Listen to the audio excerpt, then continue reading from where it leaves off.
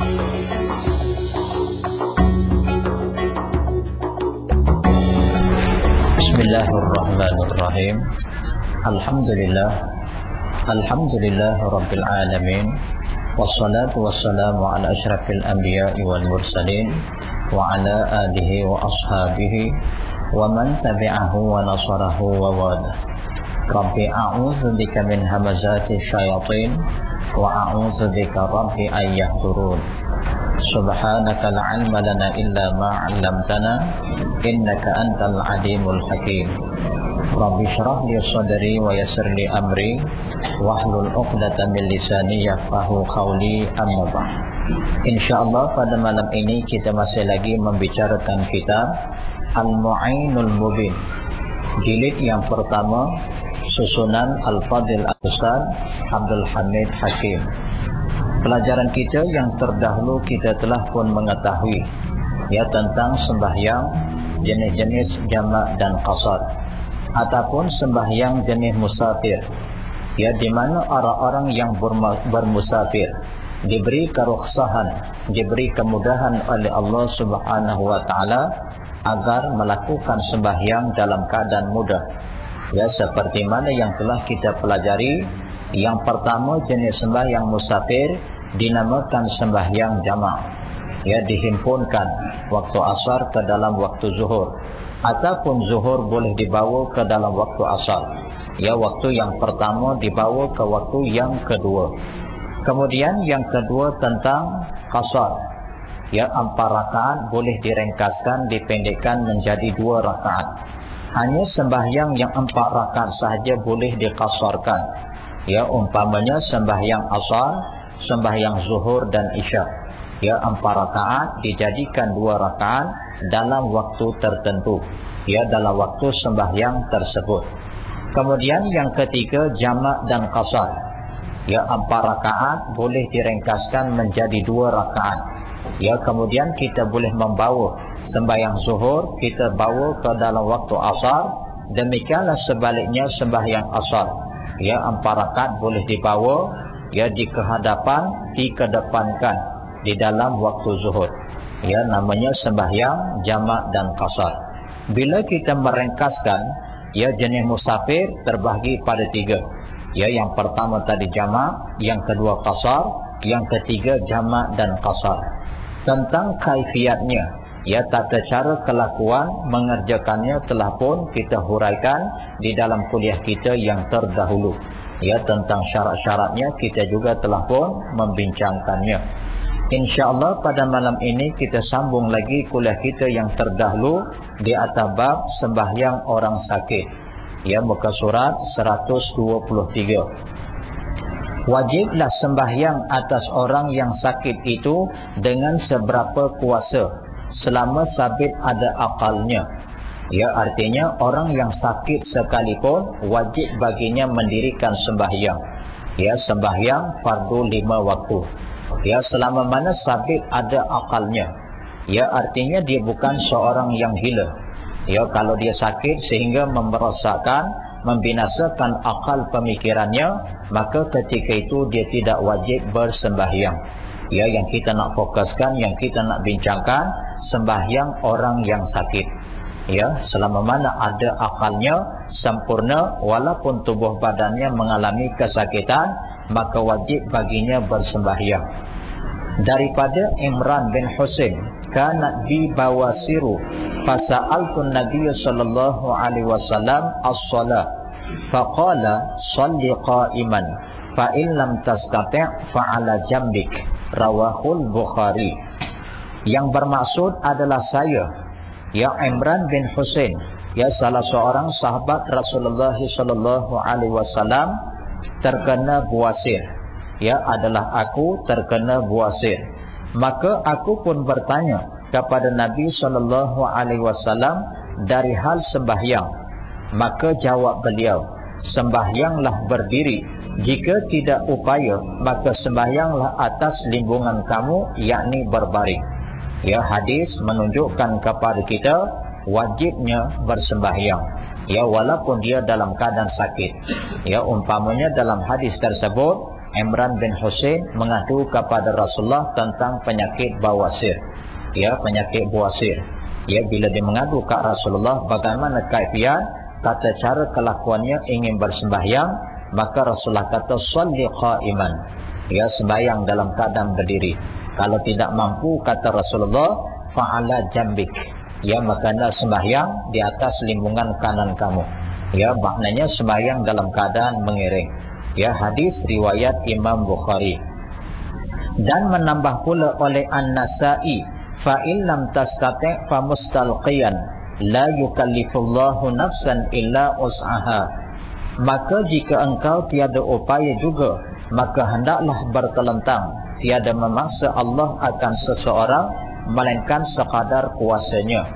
Ya, dalam hadis riwayat Imam Nasa'i, ya, menambah, kalau sekiranya tidak berkuasa, ya, tak berkemampuan kita mengiring, ya, maknanya tangan kanan di bahagian bawah, ya, dalam keadaan mengiring, badan kita menghadap kiblat, ya, muka wajah kita menghadap ke kiblat, maka hendaklah kita bertelentang. Ya, bertelentang tu maksudnya seolah-olah kaki menunjuk ke arah kiblat. Ya, kaki kita menunjuk ke arah kiblat, tetapi kepala kita ditinggikan. Ya, anggaran 2 ataupun 3 bantal. Ya, kalau bantal tu agak keras, barangkali sebantal pun dah memadai.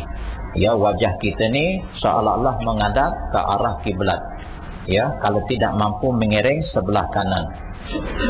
Daripada Ali radhiyallahu an, bersabda Nabi sallallahu alaihi wasallam, ya, yang diriwayatkan oleh Imam Ad-Darqutni, sembahyang seseorang yang sakit itu dengan berdiri jika ia berpuasa.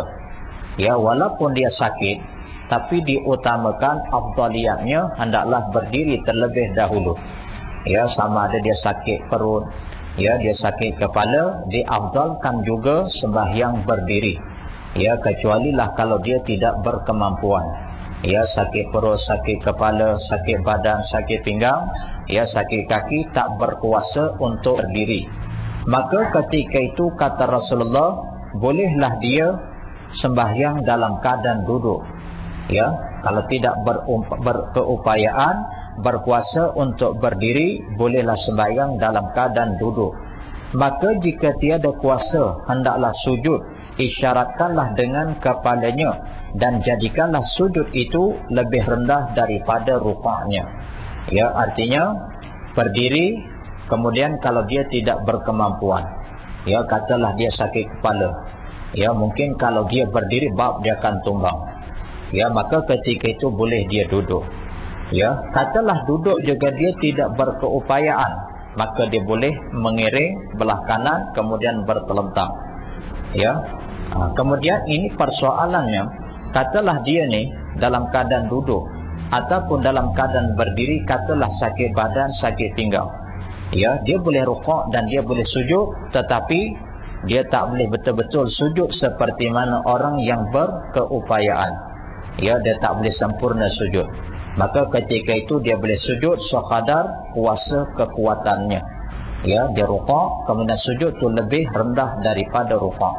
Walaupun masa tu sujud dia dahi tidak mencecah permukaan bumi.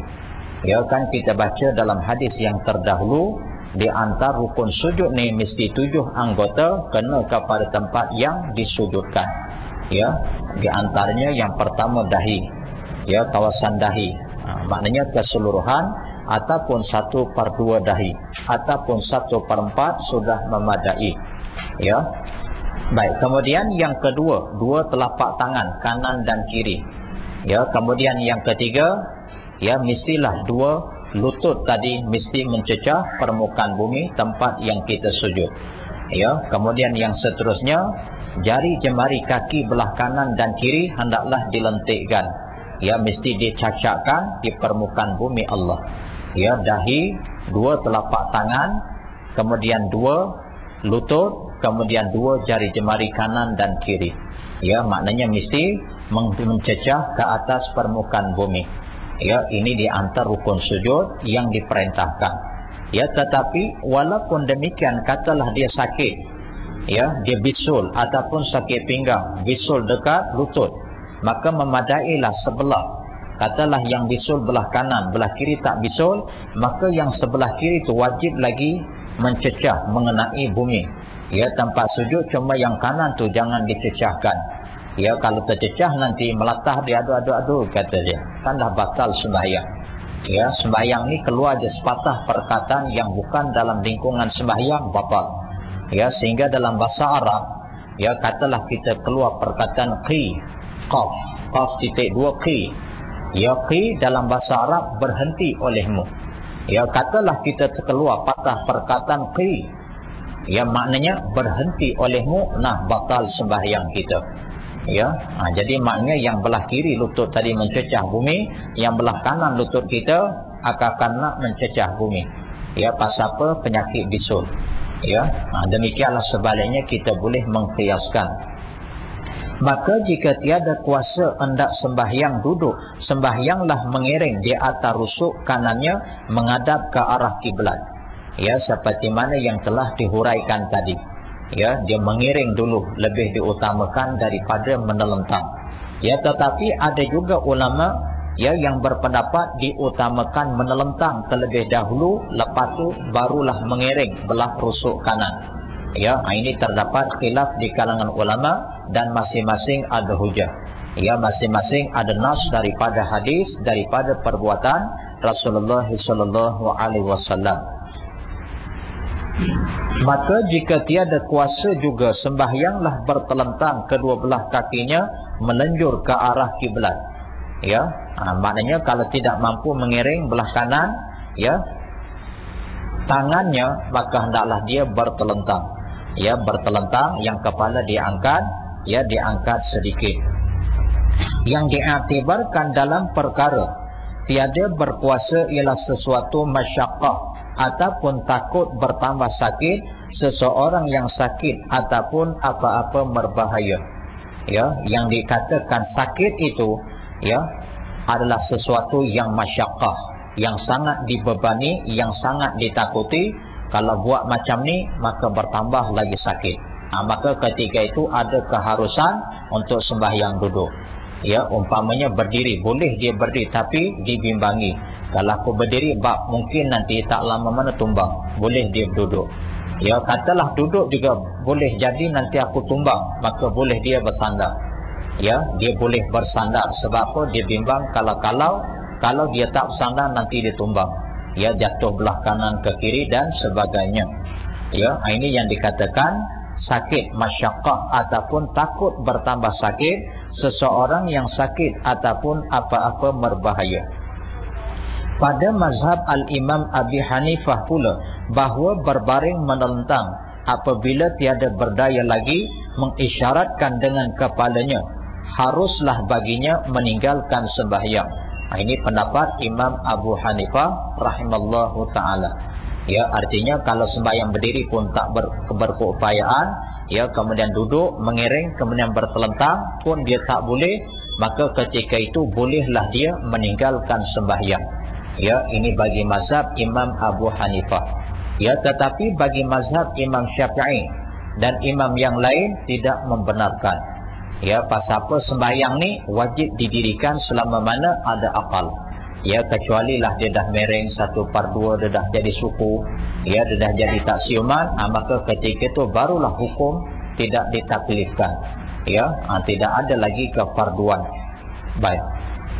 Dan apabila lemah seseorang sakit dari syarat-syarat tersebut mengenai dirinya dan boleh ia dengan cara yang lain, maka menurut zahir mazhab, iaitu kaul dua orang sahabat Abu Hanifah, Muhammad dan Abu Yusuf. Ya, Abu Hanifah dan dua kaul. Ya, Imam Abu Hanifah ni dia ada dua kaul ulama yang cukup masyhur. Ya, yang cukup alim. Yang pertama Abu Yusuf, kemudian yang kedua Imam Muhammad. Ya, Imam Muhammad dan Abu Yusuf. Lazimlah ia memperbuat yang demikian, melainkan jika mengenai masyaqqah juga memperbuat dengan cara yang lain itu ataupun najis sentiasa keluar daripadanya. Ya, ini pendapat dua orang sahabat Imam Abu Hanifah. Ya, yang pertama Imam Muhammad, yang kedua Imam Abu Yusuf. Ya, katalah dia tak boleh berdiri, tak boleh duduk, tak boleh mengiring, tak boleh menentang, maka buatlah apa cara sekalipun dia, asalkan bersembahyang. Ya, itu yang sampai peringkat sembahyang ikut kelopak mata. Ya, ikutlah. Dia tak boleh berdiri, tak boleh duduk, dia tak boleh mengiring, tak boleh terlentang, buatlah. Ya, selama mana waras akal pemikiran. Ya, maknanya boleh sembahyang ikut kelopak mata. Dan akhir sekali boleh sembahyang mengikut gerak hati. Ya, maknanya ikutlah gerak hati. Ya, tapi walaupun demikian, mengikut gerak hati dia mesti ada air sembahyang. Ya, kalau dia boleh mengambil uduk terlebih dahulu. Ya, cuma cara sembahyang tu ikutlah mana-mana kemampuan dia. Ya, pasal apa? Dah tak boleh dah, semuanya tak boleh. Baik. Kata Abu Hanifah, tiadalah difardukan atasnya dengan mutlak, kerana mukallaf yang diberati di sisinya tiada dikira kuasa dengan kudrah cara yang lain di atasnya. Ya, tapi berbeza dengan Imam Abu Hanifah. Ya, dua orang sahabatnya ya memfatwakan masih wajib lagi sembahyang. Ya, tapi Imam Abu Hanifah kata tidak wajib lagi sebab dia dah terkeluar daripada golongan taklif. Ya, taklif ni yang dibebani, yang diberati. Ya, maknanya kalau dia dah tak mampu juga, maka tidak dibebani. Ya, mungkin Imam Abu Hanifah berpandukan kepada ayat Quran, la yukallifullahu nafsan illa us'aha. Ya, Allah tidak membebani seseorang itu melainkan kadar kemampuannya. Ya, maknanya dah tak mampu, dah tak berkeupayaan. Ya, maka dia tidak diperintahkan untuk bersembahyang.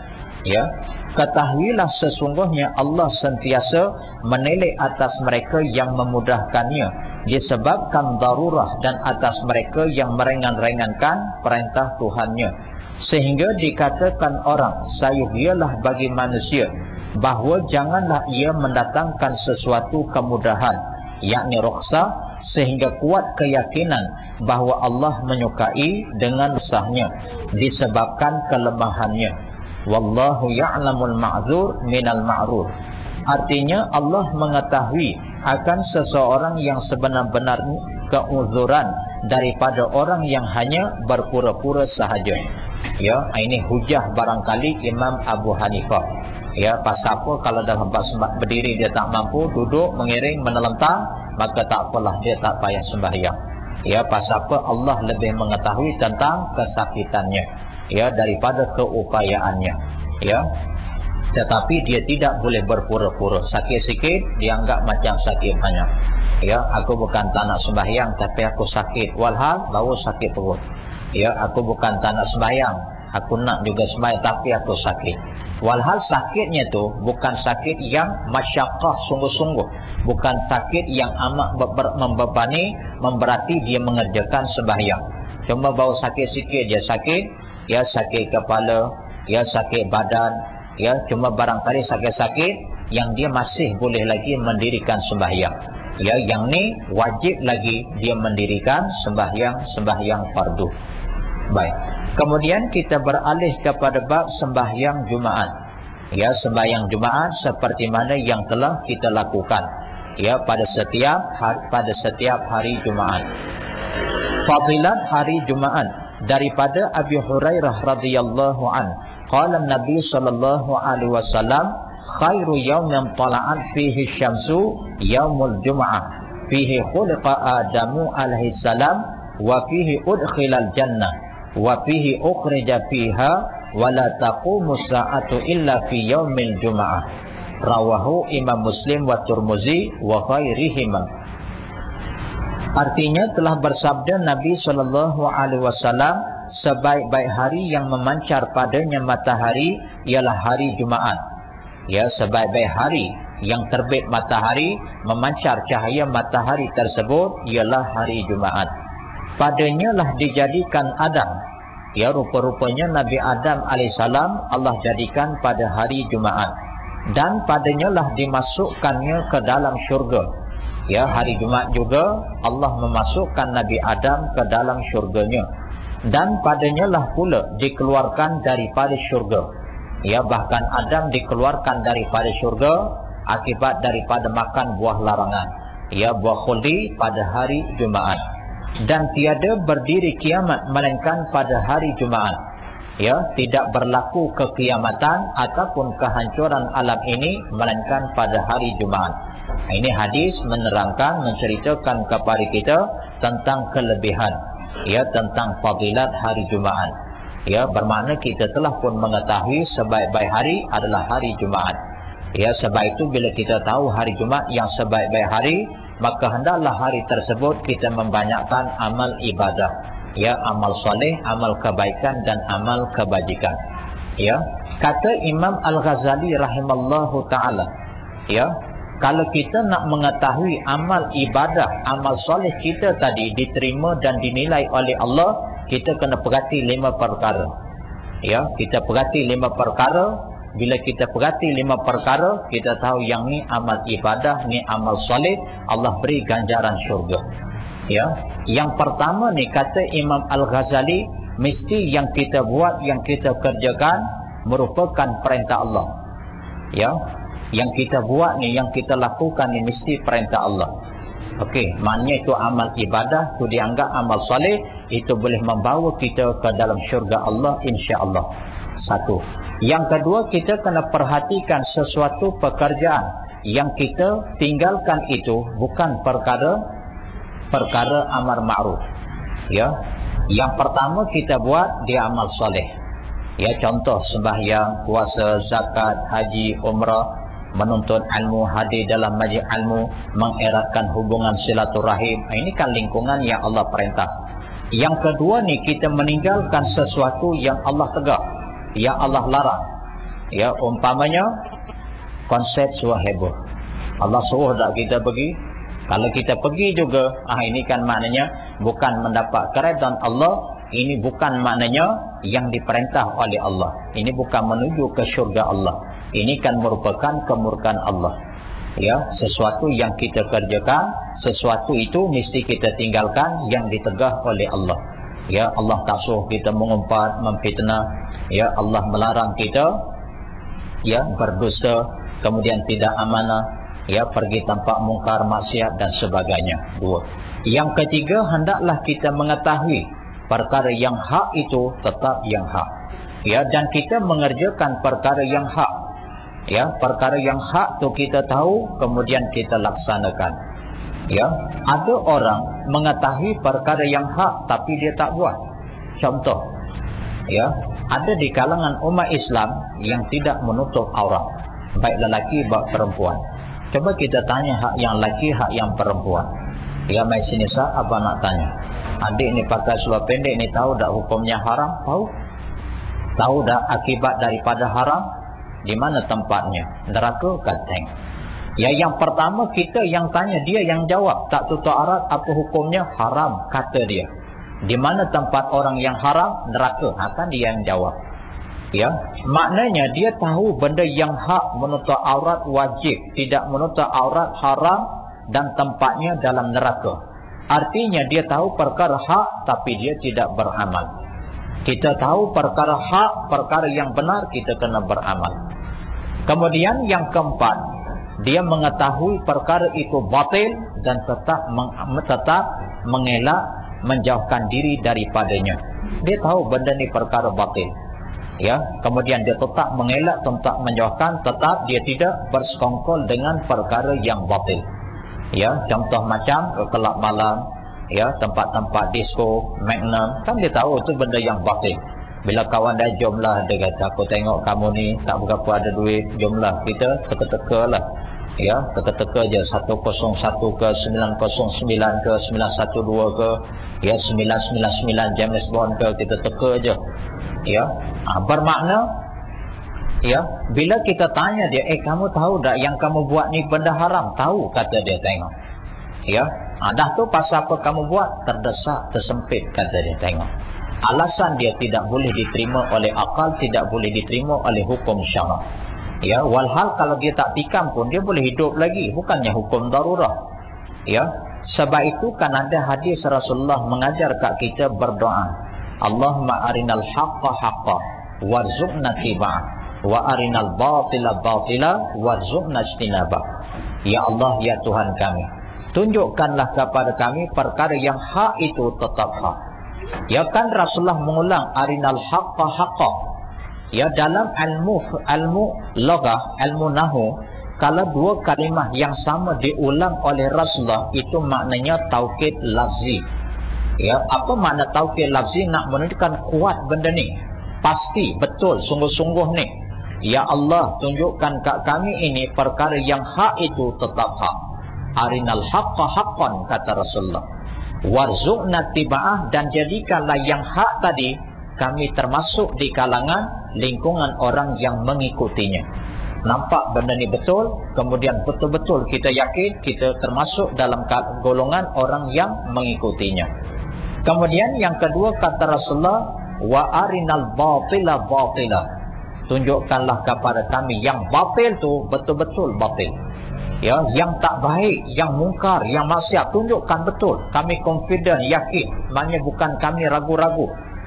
Ya, kan ada hari ni orang bila kita tanya dia apa hukum riba, haram. Ya. Betul ke ni hukumnya haram? Betul. Betul ke kamu yakin? Betul. Agak-agak di negara kita ni boleh dah haram. Ni susah sikit lah kata. Tengok susah sikit lah. Ya. Tahu dah hukumnya haram? Ya, tahu. Riba ni hukumnya, tapi boleh dah kamu meninggal? Susah sikit lah nak tinggal. Tengok dia dah gaul kepala. Bermakna dia confuse benda yang batil tu dia nampak tapi dia tak clear. Ya. Kamu tahu dah arak ni hukum? Tahu arak. Boleh dah sekenyak dah dihapuskan arak ni? Susah sikit lah. Tengok susah sikit. Ya, tang susah sikit tu maknanya dia tak clear benda tu. Ya, ini yang Rasulullah sebut wa arinal batila batila warzuqna istinabah, dan tunjukkanlah kepada kami yang batil tu batil, dan jadikanlah kami orang yang menjauhkan, meninggalkan daripadanya. Ya, ini 4 perkara. Kemudian yang kelima tu kita mengetahui jalan ke syurga Allah dan kita mengetahui jalan ke neraka Allah. Ya, kita tahu jalan ke syurga mesti taat kepada Allah, taat kepada Rasul. Ya, kemudian jalan ke neraka Allah kita menderhaki Allah dan Rasul. Itu jalan ke neraka. Ya, artinya 5 perkara yang disebutkan tadi kita kena cek. Ya, ada tak yang kita buat ni 5 perkara? Kalau ada, insya-Allah mudah-mudahan kita menuju ke syurga Allah, mendapat keredaan dunia dan akhirat. Baik. Sabda Nabi sallallahu alaihi wasallam lagi, sayyidul ayyam yaumul jum'ah, rawahu Imam Ahmad. Penghulu segala hari itu ialah hari Jumaat. Ya, penghulu hari ialah hari Jumaat. Ya, sebab tu saya sebutkan tadi, hari Jumaat kita telah mengetahui kelebihan, ganjaran, fadilatnya, kita kena banyak amal soleh. Ya, di antaranya baca Quran. Ya, baca suratul kahfi. Malam Jumaat kita baca Yasin. Ya, tapi ada setengah orang kata bid'ah Ustaz baca Yasin. Mana ada Rasulullah baca Yasin pada tiap-tiap malam Jumaat? Ya, mana ada para sahabat ya baca Yasin malam Jumaat? Mana ada ulama-ulama salafus salih mengkhususkan bacaan Yasin malam Jumaat? Ya, tiba-tiba kita pula memandai-mandai buat baca Yasin malam Jumaat.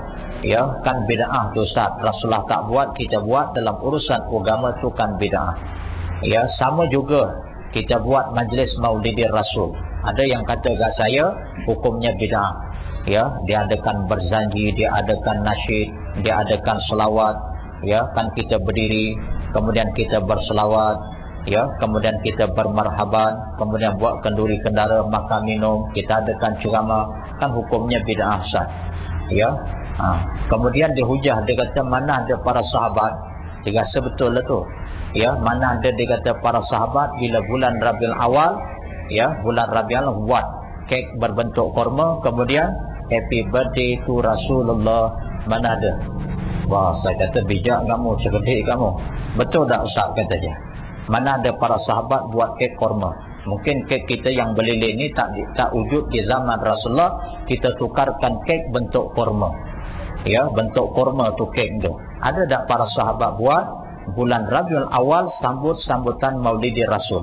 Kemudian menyanyi pula happy birthday to Rasulullah. Tak ada. Kita buat maka kita bilang. Ya, saya kata nanti dulu. Nak tanya 2-3 soalan. Kamu sembahyang pakai kain. Kamu sembahyang pakai kopiah hitam. Kamu sembahyang pakai baju Melayu ada buta. Kira-kira bid'ah ke tak bid'ah ni? Kamu bawa sembahyang ni, Rasulullah ada ke sembahyang pakai macam ni? Kalau betul-betul Rasulullah, dia pakai jubah, dia pakai serban, dia pun terpinga-pinga. Ya tak, ya juga ya. Dah tu ya tak. Kamu tak yakin, saya kata. Ini kalau kita mengaji dalam ilmu usul fiqh, saya kata bid'ah ni ada dua. Mana ada dua sat? Dia kata kan ada hadis, kullu bid'atin dalalah wa kullu dalalatin finnar. Tiap-tiap bid'ah sesat dan setiap yang sesat dalam neraka. Mana ada dua? Tiap. Ya, tiap-tiap, setiap yang bid'ah mesti sesat. Saya kata kamu tak mengaji. Ya, kita ni Quran, hadis, dia ada huraian dia. Ya, kalau kita tidak alim dalam ayat Quran, dalam hadis, kita tidak pakar dalam kepelbagaian ilmu, kita jangan mudah nak mentafsir mengikut kepala otak kita. Bila sebab otak tu sentak dia. Dia tu macam kasar lah tu, saya kata. Tapi dah, itulah hakikat dia. Dalam hadis Rasulullah sebut, man fassara al-Qur'ana bi ra'yi falyatabawa ma'adahu minan nar. Barang siapa yang mentafsirkan Quran dengan akal, tempatnya dalam api neraka Allah. Man kadzdzaba alayya muta'ammidan falyatabawa ma'adahu minan nar. Ya, hadis Rasulullah. Barang siapa yang mendustakan akan daku, barang yang aku tak kata tapi dia kata aku kata, maka tempatnya dalam neraka. Ya, hadis Quran kita ada ilmu-ilmu yang lain untuk mentafsirkan. Dia berkait-kait, dia berangkai. Ada hadis-hadis yang lain, kemudian ada huraian di kalangan ulama-ulama lagha, ulama nahwu, ilmu balaghah, ilmu ma'ani, bayan, ya, badi' mantiq dan seumpamanya. Memang hadis itu sebut kullu, tapi kullu bermakna jami', bukan bermakna majmu'. Ya, jami' maknanya keseluruhan 100%. Jami' maknanya 80%. Banyak, dia bukan keseluruhan. Makna yang kedua, kullu majmu', maknanya 100%. Ya, yang hadis ni kullu, setiap bid'ah sesat, dia bermakna jami', bukan bermakna majmu'. Jami' 80%, majmu' 100%. Maknanya memang banyak bid'ah tu yang sesat. Ya, artinya ada belen yang 20% tu dia tidak sesat. Itulah bid'ah yang menjurus kepada keduniaan. Ya, contoh macam masjid. Ya, masjid ada lampu Kalimantan, kemudian ada lampu yang puluhan ribu. Kan ada lampu yang macam mutiara tu. Ya, kemudian dekat masjid tu ada kapit, kita pijak tenggelam kaki kita. Ya, kemudian ada ekor. Di zaman Rasulullah mana ada benda-benda yang seumpama ni? Ya, kan kita baca dalam hadis Rasulullah bila perhati tengok para sahabat ketika sujud, bangkit daripada sujud, bangun daripada sujud, menyapu, membetulkan dahinya. Pasal apa? Banyak melekat pasir-pasir. Ya, sekali sujud melekat pasir, maka sahabat perbetulkan. Akhirnya Rasulullah menegur. Rasulullah kata, jangan disapu dahi kamu yang melekat pasir, sebab itu menjadi saksi besok di hari akhirat. Menunjukkan kepada kita di zaman Rasulullah tak ada kapit, tuan-tuan. Ya, sembahyang atas pasir, sebab pasir melekat dekat dahi. Kira-kira kita sembahyang atas kapit, kadang-kadang tenggelam kita punya dahi. Silahai bulan tak nak bangun kita, pasal seronok dah, hasil syok je Allah. Ya, pasal apa? Pasal ada kapit. Kira-kira kan bid'ah tu, tuan-tuan. Ya, ini merupakan perbahasan di kalangan ulama.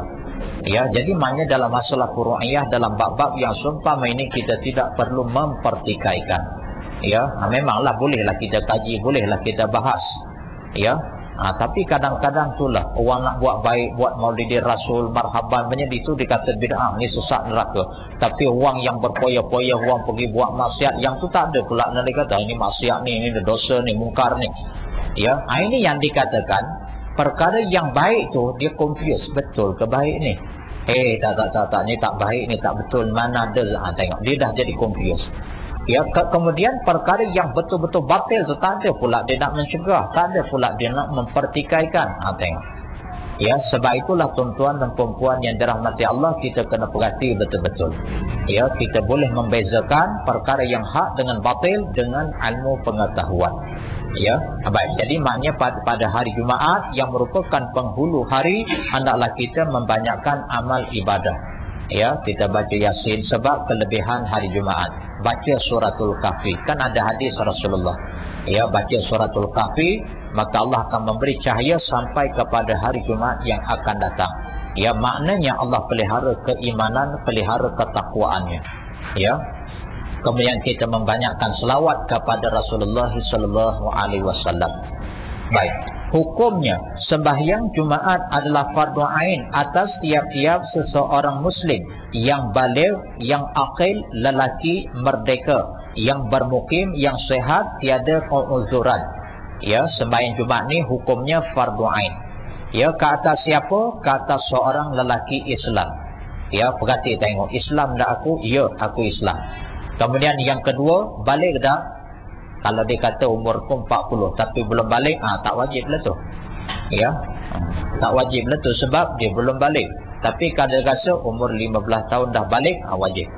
Yang ketiga, aqil, maknanya berakal. Akal dah dia, sempurna dah, akal pemikiran, waras dah. Ya, oh dia betul, dia waras, dia betul siuman. Yang keempat, yang seterusnya, yang keempat lelaki. Kemudian yang kelima merdeka. Ya, ini istilah di zaman dahulu, dia ada hamba, dia ada merdeka. Kemudian bermukim, ya tetap tinggal dia tetap tinggal di tempat, ya di tempat tersebut. Kemudian sehat, tiada keuzuran yang menegak ia daripada mengerjakan sembahyang Jumaat. Ya, artinya perempuan tak termasuk dalam hukum fardu ain. Tetapi kalau dia tumpang sekaki, dia tumpang pergi ke masjid sembahyang Jumaat, maka gugurlah kefarduan, kewajipan sembahyang Jumaat, sembahyang zuhur bagi perempuan. Katalah rumah kita bang nak ikut bang. Mana ada perempuan yang tak apalah bang nak ikut. Kalau di musim haji tu, ya kita buat ibadah umrah haji pada hari Jumaat, kan perempuan ramai sembahyang Jumaat. Artinya, ya bila dia sembahyang Jumaat, gugur kewajipan zuhur. Walaupun dia tidak dituntut untuk mendirikan sembahyang Jumaat, dia tidak difardukan. Tapi kalau dia sembahyang juga Jumaat berjemaah dengan lelaki, maka gugur kewajipan zuhurnya. Ya, tapi yang diperintahkan sembahyang zuhur, ya pada hari Jumaat dalam waktu zuhur. Baik, firman Allah Ta'ala dalam suratul Jumu'ah ayat yang ke-9, ya ayyuhallazina amanu idza nudiya lis-salati min yaumil jumu'ah fas'au ila dzikrillah wa zarul bai'. Ayuhai sekalian orang-orang yang beriman, apabila diseru kepada sembahyang pada hari Jumaat, bersegeralah kamu kepada memperingati Allah dan tinggalkanlah perniagaan. Ini dalil, ya daripada Al-Quran, daripada Allah memerintahkan orang-orang yang beriman, ya apabila diserukan pada hari Jumaat untuk mendirikan sembahyang, dia kena lekas, ya dia kena bersegera, ya kena cepat untuk mengingati Allah. Ya, wazarul bai', tinggalkan jual beli. Ini kalau kita kaji juga di zaman Sayyidina Uthman, ya Sayyidina Uthman menambah azan pada hari Jumaat 2 kali. Ya, kira-kira ni kalau kita nak kaji-kaji, Uthman pun telah melakukan perbuatan bid'ah. Pasal apa? Rasulullah sekali je Jumaat dia azan. Ya, Abu Bakar pun sekali, Omar pun sekali. Maknanya Rasulullah naik di atas mimbar, terus khatib, terus muazzin, ya terus Bilal ni azan, terus Rasulullah berkhutbah. Mana ada qabliyah Jumaat? Ya, mana ada azan 2 kali di zaman Rasulullah, Abu Bakar dan Omar. Tapi Uthman menambah 2 kali. Ya, kira-kira Uthman ni pun pembinaan juga. Ya, jadi maknanya perkara ini perlu kita ya pahami dengan sepenuhnya, perlu kita teliti. Ya, jangan mudah kita cepat melata. Sama juga Sayyidina Omar. Ya, dibuat sembahyang tarawih 20 rakaat berjemaah. Ya, kalau kita baca hadis-hadis yang sahih, Rasulullah dibuat 8 rakaat sahaja. Ya, tapi Omar menambah sampai 20 rakaat. Kira-kira Omar pun bid'ah. Sebab tu di zaman Omar, bila dia tambah begitu 20 rakaat, ada sahabat yang tak setuju. Ya, sahabat protes, sahabat pertikaikan, tapi Omar jawab, wa ni'matul bid'ati hazihi. Betul. Tetapi sebaik-baik bid'ah ini dia, kata dia Omar. Ya, maknanya Omar pun faham tentang bid'ah. Ya, apakah dia tak faham? Dia tak terjumpa hadis kullu bid'atin dhalalah tadi. Ya, maknanya dia tetap jumpa. Ya. Baik. Sabda Nabi sallallahu alaihi wasallam yang bermaksud hendaklah berhenti oleh kaum-kaum itu akan kewajipan-kewajipan mereka di hari Jumaat Jika tiada nescaya mengecap oleh Allah akan hati mereka, kemudian adalah mereka dari orang-orang yang lalai. Ya, pada hari Jumaat kata Rasulullah dia kena berhenti daripada kewajipan mereka. Kalau dia tak berhenti daripada kewajipan mencari rezeki urusan dunia, maka mereka itu termasuk di kalangan orang-orang yang lalai. Allah cap hatinya kepada Allah. Kamu ni lalai akan daku, kata Allah. Ya, kalau hari Jumaat, hari yang merupakan istimewa khusus bagi orang yang beriman. Ya, orang Islam dia kena banyak amal ibad, amal soleh, tapi dia lalai, dia leka.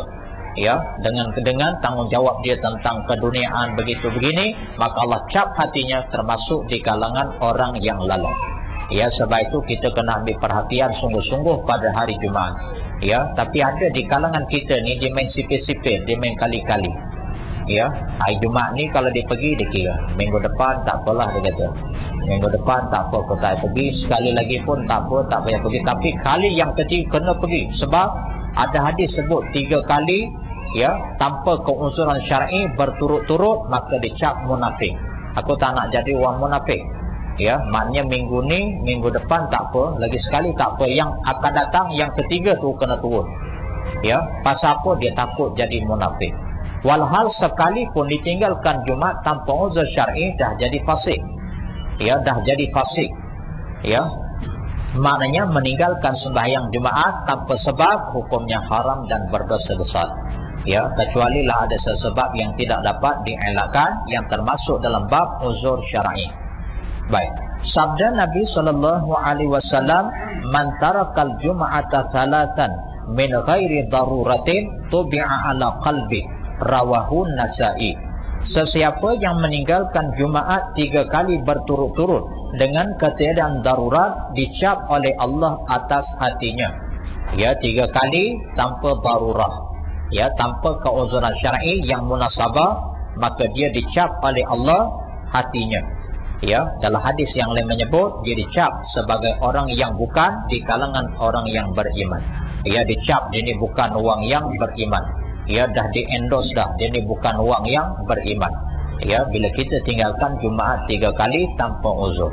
Ya, sebab itu kita kena ambil perhatian sungguh-sungguh. Jangan kita bermudah-mudah.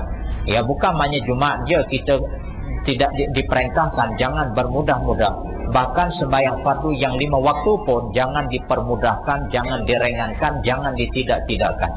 Ya, memanglah kadang-kala ada di kalangan manusia ni dia meringankan sembahyang 5 waktu tapi Jumaat dia tak pernah tinggal. Ada juga.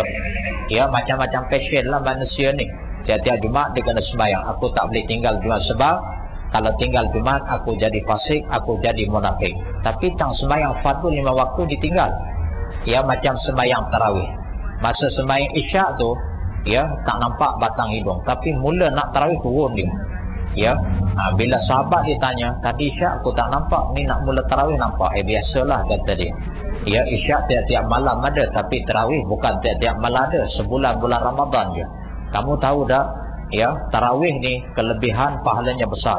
Ya, mana kamu tahu? TV3 cakap, kata dia. TV3 ada sebut. Ya, kelebihan Ramadan, tarawih sembahyang pertama ini dia, tarawih yang kedua malam ini dia. Ya, oh jadi yang fardu 5 waktu ada tak TV3 cakap? Tak ada cakap, kata dia. Ya, bermakna dia lebih taat kepada TV3. Bukan hanya kita menegah, bolehlah tengok. Ya, banyak juga rancangan yang bermanfaat, yang berfaedah, kita tidak menafikan. Ya, tetapi perkara yang lara, perkara yang tidak ya mendatangkan faedah, kita kena ambil perhatian. Ya, bukan saja dalam masalah tersebut, tapi masalah-masalah yang lain. Yang kita nak sebut tadi, prihatin dia dalam bab sembahyang sunat tarawih. Tapi yang fardu Isyak dia tak prihatin. Ya, walhal kita kena faham, wajib dengan sunat, wajib kita kena dahulukan. Ya, sunat tu kemudian. Ya, tapi kalau dapat buat, itulah yang lebih baik. Sebab apa? Ulama buat bandingan. Yang wajib kita buat, Allah redha. Yang sunat kita buat, Allah kasih. Kan redha dengan kasih tu dia berbeza, tuan-tuan. Ya, redha. Yang wajib Tuhan redha. Ada sahabat duduk sebelah, saya kata tak apalah, duduklah kamu selama mana kamu nak duduk sebelah aku. Pasal apa? Pasal saya redha kepada dia. Ini hak yang wajib kita buat. Tapi yang sunat ni kita buat, Allah kasih. Bukan sekadar duduk di sebelah kaki saya peluk lagi. Pasal apa? Pasal saya kasih kepada dia. Redha satu bab, kasih satu bab. Maknanya yang sunat itu mempunyai kelebihan yang besar daripada yang wajib. Bukan maknanya kita nak levelkan yang wajib itu lebih rendah daripada yang sunat, tidak. Ya, peranan yang sunat penampal, penampung, penambah kepada hak yang wajib yang banyak kita melopong. Ya, banyak yang berlubang-lubang, banyak yang kekurangan. Nah, ni peranan yang sunat untuk menampung. Ya, sebab itu coba kita perhati ulama-ulama salafus salih. Yang wajib tidak dapat tidak, tapi sunat, Masya Allah. Ya, lepas sembahyang sunat tahiyatul masjid, kalau masjid sembahyang sunat taubat, sembahyang sunat wudu, ya, malam sembahyang sunat tahajud, kemudian diakhiri dengan sembahyang sunat witir. Banyak jenis sembahyang sunat. Pasal apa? Pasal mereka mengetahui hak yang sunat dengan hak yang wajib. Ya, dengan kita tidak menafikan dari segi aulanya, memang kena buat, kena kerjakan, kena lakukan hak yang wajib terlebih dahulu. Ya, baik. Sabda Nabi SAW di dalam hadis yang lain, riwayat Abu Daud dan Hakim, Jumat itu adalah hak yang wajib atas tiap-tiap seseorang Muslim. Ya, atas tiap seorang Muslim dengan berjemaah. Melainkan 4 orang, yaitu hamba yang dimiliki, atau perempuan, atau kanak-kanak, atau orang sakit. Ya, Jumaat hukumnya wajib. Ya, hak ke atas seorang lelaki Islam melakukannya dalam keadaan berjemaah. Ya, kecuali 4 golongan yang tidak wajib Jumaat. Yang pertama, abdun mamlukun, hamba yang dimiliki. Tak apa dia tak sembahyang Jumaat. Ya, tapi di zaman kita pada hari ini tidak ada istilah hamba. Kemudian yang kedua, imra'atun, ya, perempuan, tidak wajib di Jumaat. Yang ketiga, sabiyun, kanak-kanak yang belum balik.